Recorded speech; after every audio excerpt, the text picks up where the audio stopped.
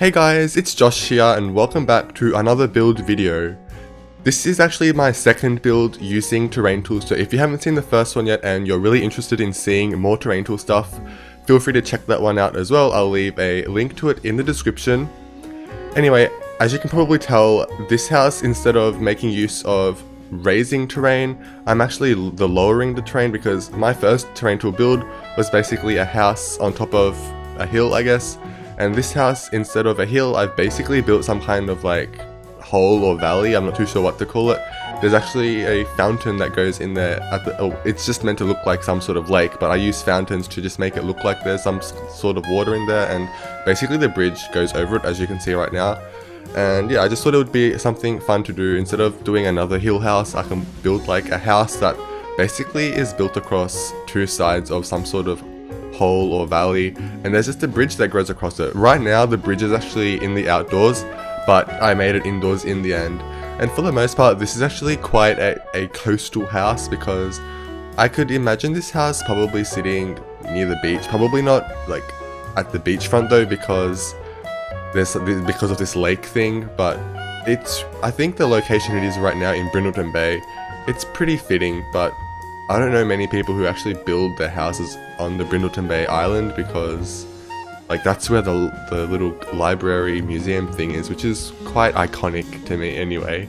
So I personally never changed it in my game. But anyway, also I'm not sure why I did this, but I just kind of made a little hill area or a lower area around the second part of the house. I just thought it made it a bit more like interesting, instead of just having this random hole out of nowhere.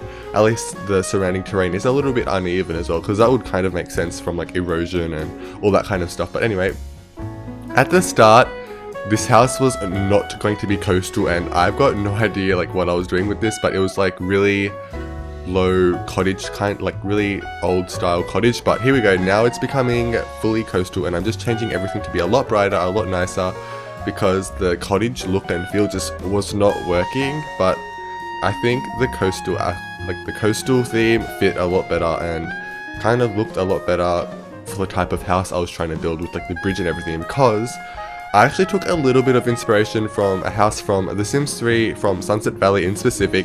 I think you guys might know this if you've played Sims 3, but it's that one house called Unabridged. It's the one that's like basically at the beachfront, and it's just got this bridge across a pool, and it just looked so amazing. Whenever I played The Sims 3, I literally always moved into that house. If not, I moved into the Crumple Bottoms house, but for the most part I always moved into Unabridged, because it was just so amazing, and I just always had to just cheat and move into that house, because it was just one of my favorite houses, and it was so unique because there was like basically no other house in The Sims 3 like default worlds like that, and it was just awesome. But anyway, back inside this build now, we're just quickly laying out the floor plans, but obviously it doesn't take that long since it's a very small house. But I feel like the person living here would probably like to basically spend time on their own, maybe have a few guests every now and then, but they won't be able to stay the night because there's only one bedroom, and there is a few like entertainment spaces though, well not really many, but there is like a pretty good amount of seats in the main living space, so that if there were some guests over, they'd be able to sit down and have a chat or a coffee or something like that. I'm not too sure. And one thing I was able to do in the bedroom is use one of those, hey, I forgot what pack it's from, but it's those posters that look really minimalist, because it's one of my favorite posters, and I literally say this in every video because it's so true, and I absolutely love those posters. I was able to use those, so I was really happy about that. Anyway, we're still just sitting around in the lounge room. I was gonna try and use those seasons couches, but I felt like the simple items were a lot better, because this house was really small, and having really like detailed, complex items would just make the room feel a lot smaller in my opinion. So just having these like sharp edges and like simple furniture in the lounge room, in the lounge area, since it's basically just one big room, in the lounge area made it feel a little bit more compact, cozy. Same with these end tables, it's just one of those simple ones as well. And oh, that was the one thing I tried to use. I was going to try and use those new dresses from the free patch, but honestly, if I was being honest, oh, that's so weird. Honestly, if I'm being honest, that doesn't even make sense. So if I was being honest though, I don't really like it because I couldn't really find anything that the dresser itself goes well with. Like, I'm sure there's like one piece of furniture that you can find that like goes well together, but like none of the beds or the color schemes really go well with that new dresser. So that's just basically why I don't really like it. But if in the future, like, I'm sure there might be some stuff in Get Famous which would go well with this, and maybe then I'll start to use it a little bit more.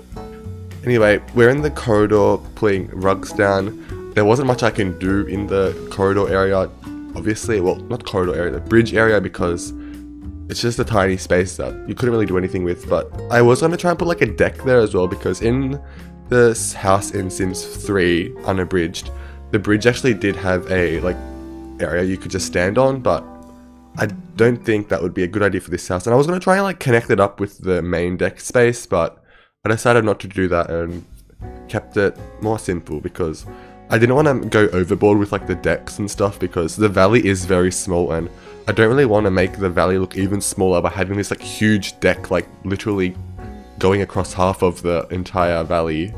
So I just kept it simple and made the bridge just by itself.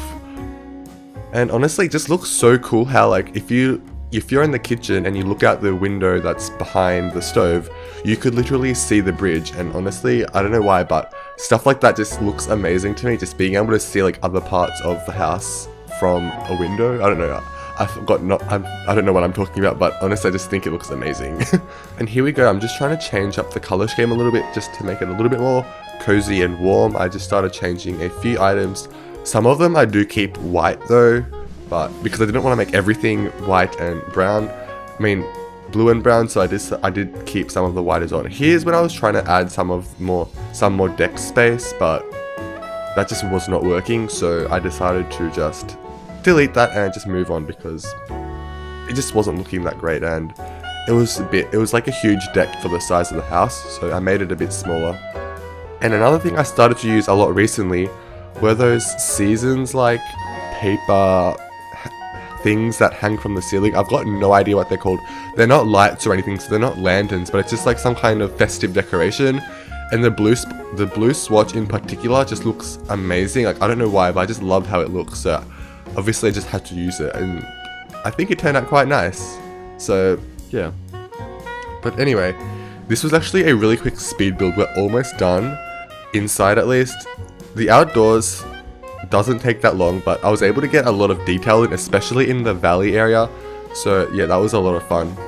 Anyway, I think I'll just leave you guys off here. There will be screenshots at the very end, so definitely stay tuned for that.